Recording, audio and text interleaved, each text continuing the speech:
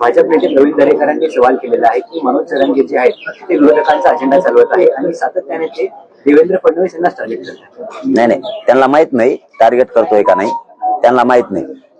ज्यावेळेस महाविकास आघाडी गेली नव्हती चर्चेला त्यावेळेस त्यांना बिले झापिले मी ते त्या टायमाला टीव्ही ते लाईट गेली असेल, फ्यूज निघाला असेल, त्या टायमाला डीपी जळलेली असेल त्यांची, त्यांना ते माहित नसेल त्या टायमाला.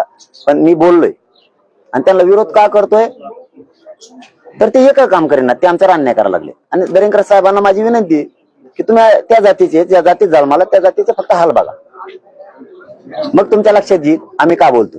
10 महिने झाले फडणवीस साहेब आमचं एक बी काम करेनात. तुम्ही या तुम्ही करा, मराठ्याला सांगतो तुम्हाला डोक्यावर घेऊन नाचायचं आणि तुमच्या नेत्याला सुद्धा. फक्त काहीच माहित नसताना राजकारण करायचं म्हणून आरोप करू नका, एवढी दरेकर साहेबाला माझी विनंती. की आरोप करायचा म्हणून करू नका, सत्यता सुद्धा बघा.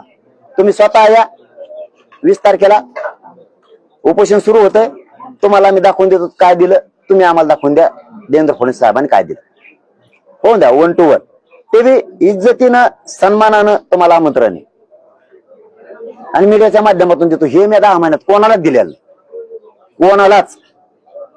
तुम्हाला सन्मानानं आमंत्रण आहे, तुम्हाला सन्मानानं इज्जतीत सगळे देणार पण वापस आणणार पण. एक आयोग सुद्धा म्हणणार नाही तिथं बसलेला माणूस तुम्हाला, सगळं सन्मानावर या. तुम्ही चर्चा करा.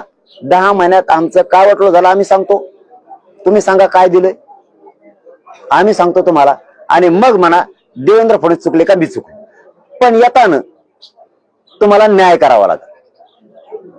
ते खोटे असले त्यांना खोटं म्हणावं लागेल, मी खोटं असलं तर मला खोटं म्हणावं लागेल. आणि मीडियाच्या समोर बोल. दरेकर साहेब इतका प्रामाणिकपणाने मी तुमच्याशी बोलतो. काहीतरी नेत्यांचे नेत्यांची इज्जत आमच्या नजरेत असेल म्हणून आम्ही या भाषेत बोलतो. आम्ही दाखवून देतो आमचे किती हाल झालेत आणि काहीच दिलं नाही. तुम्ही दाखवून द्या काय दिलं. मीडिया समोर तुम्ही स्तुती करा, देवेंद्र फडणवीस साहेबांची दिली असलं तर.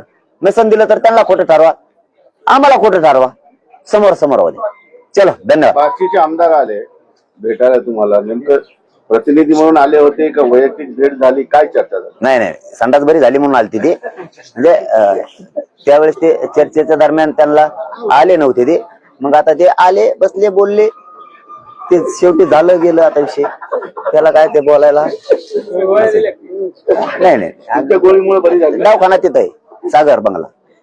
गोळ्या तिकडे नाही, पण ते जाऊ द्या. काय ते मध्यस्थी केली त्यांनी, त्यावेळेस ते आले नाही. जे खरं होतं ते मला